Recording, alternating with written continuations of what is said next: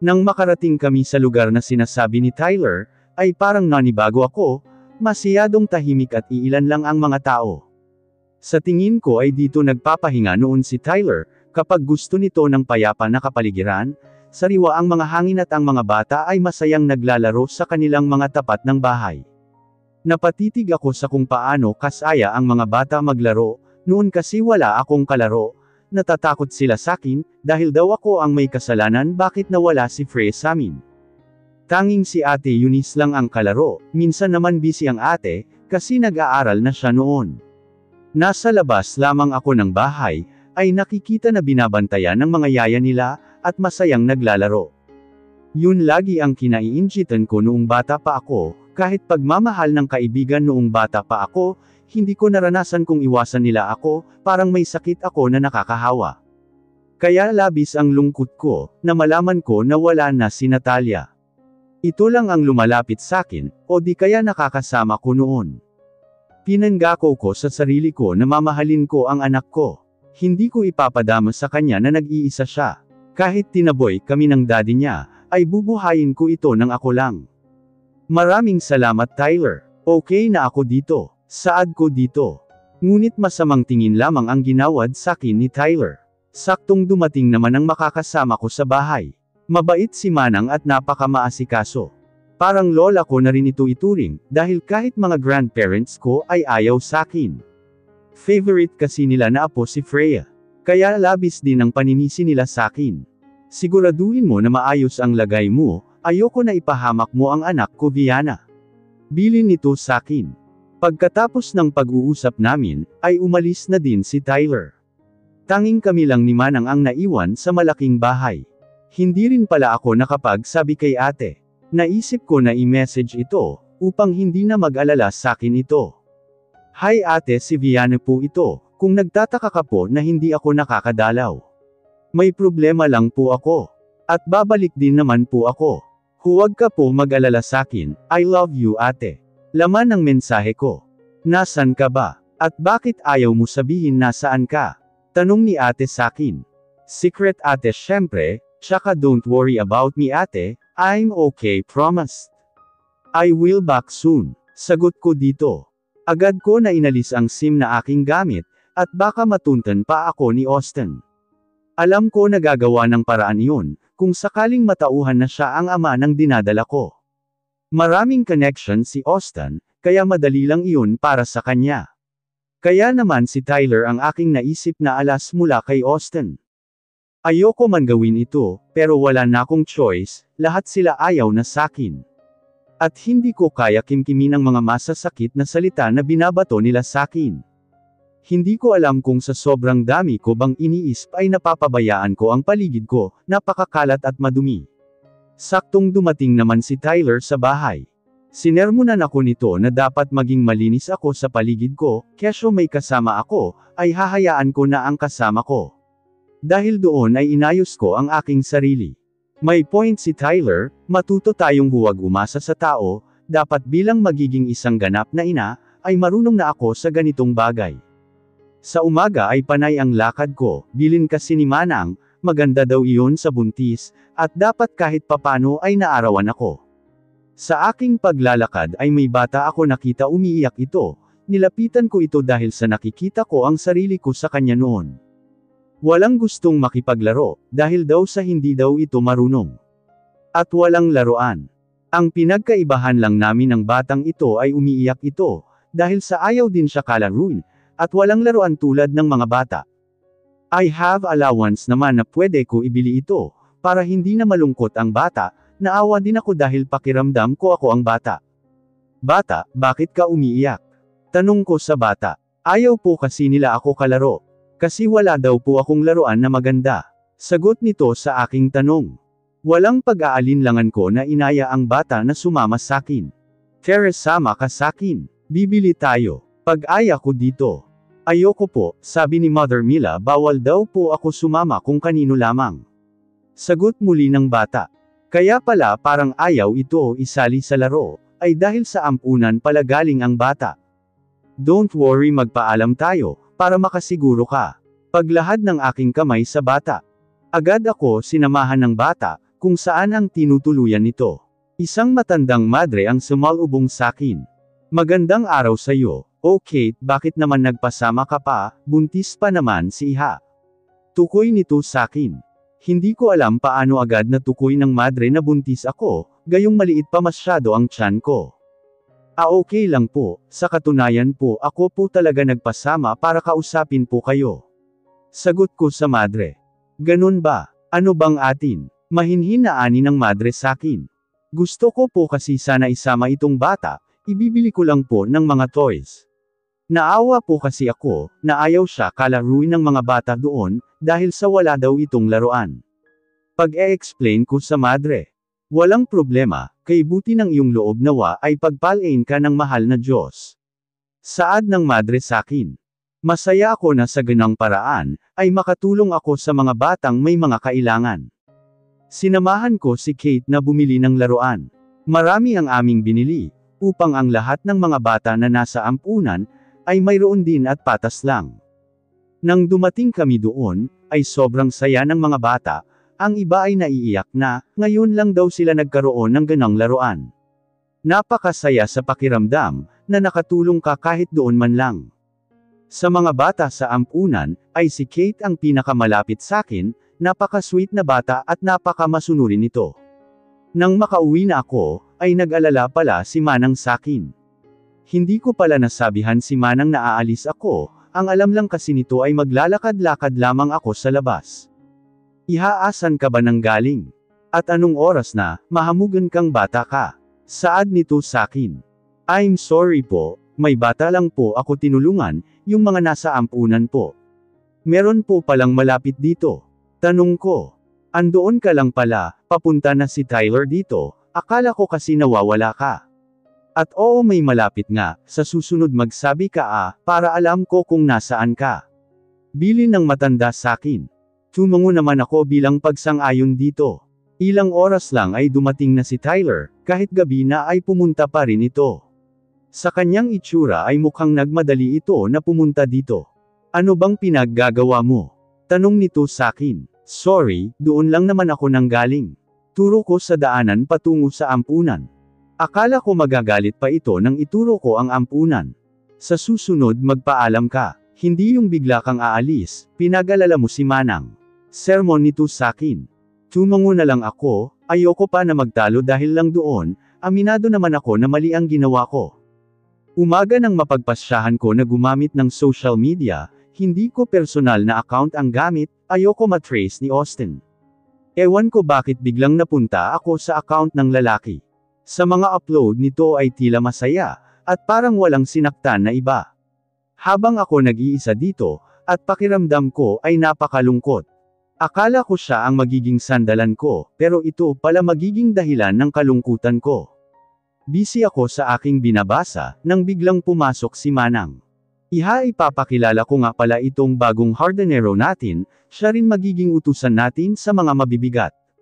Pagpapakilala ni Manang sa lalaki. Ang lalaki ay may magandang pangangatawan at moreno ito, na lalong bumagay sa lalaki. Halatang sanay magbanat ng buto. Ako nga po pala si Arturo po, magandang araw po ma'am. Bati nito sakin. Magandang araw din sa iyo, kinagagalak ko na makilala ka. Sagot ko. Inaya na ito ni Manang kung saan ang mga gagawin ng lalaki. Nakaupo sa bintana, at kita ko paano magbuhat ng mga kahoy, parang ako ang nabibigatan sa mga dala nito. Si Tyler naman ay bihira lang kung tumungo dito, para lang kamustahin ang lagay ko, palaging pinapaalala ang mga vitamins na kailangan ko. Siguro kaya bihira lang ang lalaki dito, ay nag-iingat ito kay Triana upang hindi mahuli, nag-usap kami paano ang magiging setup, walang personal na connection kundi ang bata lang talaga. Yung guilt na nararamdaman ko, ay parang nagdudulot ng kahinaan sakin. Hindi ko gusto ito, pero nagawa ko dahil sa selos. Tuwing umaga ay ganun pa rin ang routine ko, maglalakad-lakad at kung minsan, ay nasa ampunan ako para makipaglaro sa mga bata. Minsan naman nakatingin lang mula sa malayo, at nanunood kay Arturo. Naglalakad ako pauwi sa bahay, nang salubungin ako ni Arturo.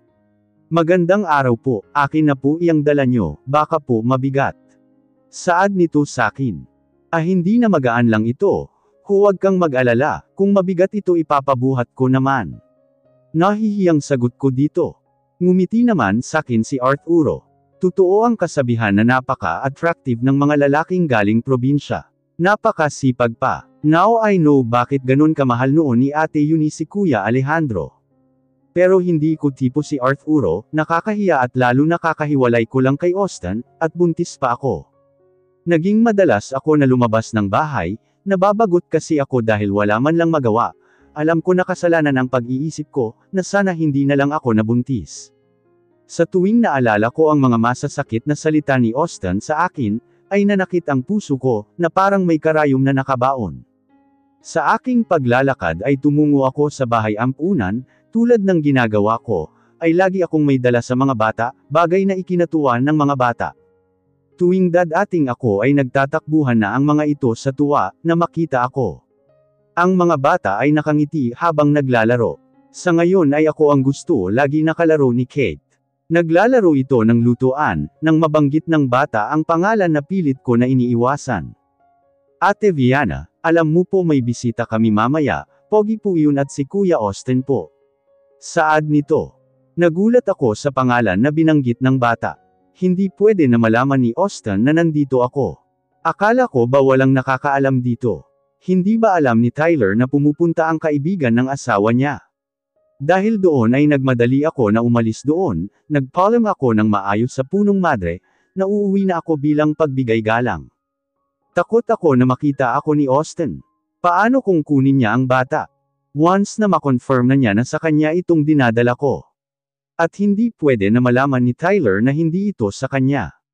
Magagalit ito sa akin, grabing gulo ang nagawa ko.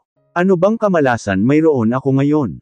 Naglalakad ako pauwi, nang makita ko si Tyler na nakatayo sa labas ng bahay. Tila naiinip na ito sa kakaante sakin dito. Oh, bakit andito ka? Tanong ko. Kailan ba ang check-up mo? At bakit panay alis ka sa bahay? Di ba ang sabi ko magpaalam ka? Masungit na saad ni Tyler sakin. Wala pa akong schedule, pero kung meron na I will inform you naman agad, and sa ampunan ako galing. And pwede mo ba i-advance ang allowance ko? Tanong ko muli dito. Saan mo naman inubos ang allowance mo?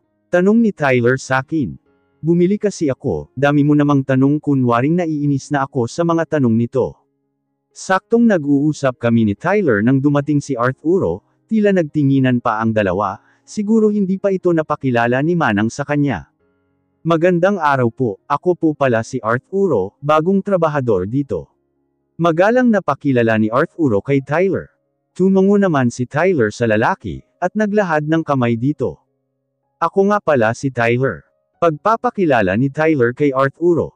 Asawa niyo po ba si ma'am? Tanong nito kay Tyler muli. Actually no. Tanggi ni Tyler kay Arturo. Hanggang ito ba naman ay tinatanggi pa rin ako. Napakasakit na itanggi ka ng isang tao. Lalo na kung si Austin iyon. Ilang araw din muna ako hindi nagtungo sa ampunan, dahil sa takot na baka makita ko doon si Austin. Siguro nagtataka na ang mga bata, bakit hindi na ako tumutungo doon. Naisip ko na bumili pa rin, at si Arturo ang magdala doon, at sabihin na galing sakin para sa mga bata. Ganon na ang ginawa ko. Maganda na makasiguro na hindi na maglandas ang mga landas namin ni Austin. Nag-message ako kay ate sa bago kong number, upang kamustahin ito. Kamusta ate? Tanong ko dito. Okay lang ako, ikaw kamo ang kamusta, may lalaking naghahanap sa'yo dito, Austin daw pangalan. Araw-araw nagtutungo dito, baka daw tinatago kita. Sagot ni ate sakin. Agad ako tinubuan ng kaba sa dibdib, at tama nga ako. Hahanapin din ako noon once na matauhan na siya. Huwag mo na lang pansinin ate, baliw lang yan, di pa siguro nakaka-move on. Sagot ko. Show nga, anong di naka-move on, ang sabi tinataguan mo kasi buntis ka. Umamin ka nga, kanya ba iyan? Tanong muli ni ate sakin. Hindi, huwag ka maniwala dyan ate hibang na yan. Tsaka bakit siya pinag-uusapan natin, ikaw kinakamusta ko eh. Sagot ko. Nung una ay nalilito pa ako sa panglusot ko kay ate, dahil sa mga tanong nito ay hindi ito kumbinsido sa mga sagot ko. Hindi ko na ginamit ang lumang CP ko at dating SIM, upang hindi ako matrack ni Austin. Dahil sa takot na baka mahanap ako ni Austin, ay marami akong iniisip, at noong pababa na ako sa hagdan, ay ilang steps na lang ay nadulas ako. Hindi naman yun sobrang lakas, pero dinyugo ako. Ang mga kamay ko ay puno ng dugo mula sa akin. Umiiyak ako, nanggaling iyon sa mga binti ko, sinisisi ko ang sarili ko na nagpabaya ako. Manang tulong po. Sigaw ko agad naman na lumapit si Manang at Arturo, mabuti at andito pa ang lalaki. Yung baby ko po, umiiyak na sumbong ko sa mga ito. Agad ako na binuhat ni Arturo. At mabuti na lang may nasakyan kami agad, at nadala ako sa hospital. Inasikaso din agad ako nang madala na ako doon, si Manang naman ay tinawagan agad si Tyler. Kinakabahan ako habang wala pang sabi ang doktor kung okay lang ba si baby. Nakatulog ako ng ilang minuto, at nagising lamang ako nang marinig ko na dumating agad dito si Tyler. Tila nagmadali pa ito na tumungo dito. Saktong pagdating ni Tyler, ay pumasok na din ang doktor. Good evening, wala na kayo dapat ikabahala, safe na si baby, mabuti at nadala ni Mr. si Mrs. Saad ng doktor sa amin. Gulat naman si Arturo sa sinabi ng doktor. Akala kasi ng doktor siya ang asawa ko. Dok, ako po ang ama. Saad ni Tyler sa doktor. Ganun ba, pasensya na. Next time mag-iingat ka Mrs. Iwasan ang stress. Baka kung maulit ay hindi na kayanin ni baby nyo. Pag-e-explain ng doktor sa amin. Nang umalis na ang doktor, ay umalis muna sa silid si Arturo at Manang. Dahil sa kakausapin daw ako ni Tyler. Kamusta ka? Tanong nito kay Viana. I'm okay Tyler, ang boses ng babae ay parang pagod. Mabuti at may balak ka din na dalawin ako ano. Pagalit na ani ni Viana. Correction Viana, di ikaw ang pinunta ko dito kundi ang bata, huwag magpakailusuyunode dyan, malamig na ani naman ni Tyler sakin. Nagstay lang ng ilang hours si Tyler, dahil nagwo-worry pa din ito, na baka hanapin ito bigla ng kanyang asawa, at lalo na naiwan nito ang kanyang cellphone. Aalis na ako Viana, please alagaan mo naman ang sarili mo. Pagpapaalam ng lalaki kay Viana. Alam mo Tyler kung mangsisermon ka lang, umalis ka na pwede ba? Ilang beses pa ako sinermonan noon ni Tyler, at umuwi na din ito dahil sa tumakas lang daw ito sa bahay nila Triana. Ilang araw din ako nagstay doon, at umuwi na din ako, sa tuwing bababa ako ng hagdan, ay doble ang ingat ko na huwag madulas dito. Araw-araw ay may mga natutunan ako kay Manang, upang mawala ang pagkabagot ko, ay nagpapaturo ako dito magluto ng mga pagkain. Dapat matuto ako, dahil magiging soon-to-be mother na ako. Sa umaga naglalakad ako sa labas, at magpapaaraw saglit, habang ang mga bata sa ampunan ay dinadalaw ko paminsan-minsan. Mabilis na kasi ako mapagod, kaya minsan na lang ako magtungo doon. Gumamit ako ng social media, nang mapadaan sa feed ko na balita na kumakalat about kay Austin. May dinadate na ito, at based sa mga info ay anak din ito ng may malaking company. Hindi ko alam kung totoo ba iyon. Pero isa lang nasa isip ko, ang swerte ng babae na iyon. Habang ako ito nagtatago, na dapat hindi naman, pinatay ko na lang ang cellphone ko, at nagbasa na lang ng libro. Ganun lagi ang ginagawa ko, kapag wala akong magawa dito sa bahay. Lumipas ang buwan at check-up ko noon, sinamahan ako ni Tyler, dahil malalaman na namin ang gender ni baby. Tila excited ito sa baby, nakakakonsensya lang, dahil sobrang saya nito, at hindi naman sa kanya ang bata. I'm so sorry talaga Tyler. Sana kapag dumating ang panahon, na alam mo na patawarin mo ako. Nang kami na ang tinawag, ay pinapwesto na ako ng doktora. Kinakabahan kami pareho, na excited sa gender ng baby. Nang malaman na kung anong gender ay natuwa ng sobra si Tyler, dahil it's a boy. Hi Mrs. Unang baby. Tanong ng doktor. Yes po first time po, ngumiti ang doktor sa kanila. Nag-explain ang doktor sa kanila, kung ano ang mga dapat at hindi. First time nyo pala, ikaw ba ang mister ni Mrs.? Tanong nito sa dalawa. Hindi agad nakasagot si Tyler nang sumagot si Viana. Opo siya nga po ang daddy. Guwapo naman pala ang daddy, sure kung ano man ang gender ni baby, maganda ang lahi, mahinang natawa si Viana sa sinambit ni Doktor. Pagkatapos ng session na iyon, ay inis na hinatak ni Tyler si Viana. Bakit mo sinabi yun? Padabog na inalis ni Viana ang kamay ni Tyler sa kanyang braso. Ano ba nasasaktan ako Bakit totoo naman ikaw ang baby daddy diba? Inis na tumingin si Tyler kay Viana. Didn't I tell you not to say that? I'm the daddy, did you forget what we talked about? Hinatid na lamang ni Tyler ang babae sa kanyang pinagtutuluyan. Akala ko pa naman magiging maganda ang araw ko ngayon. Pero nasira na naman iyon.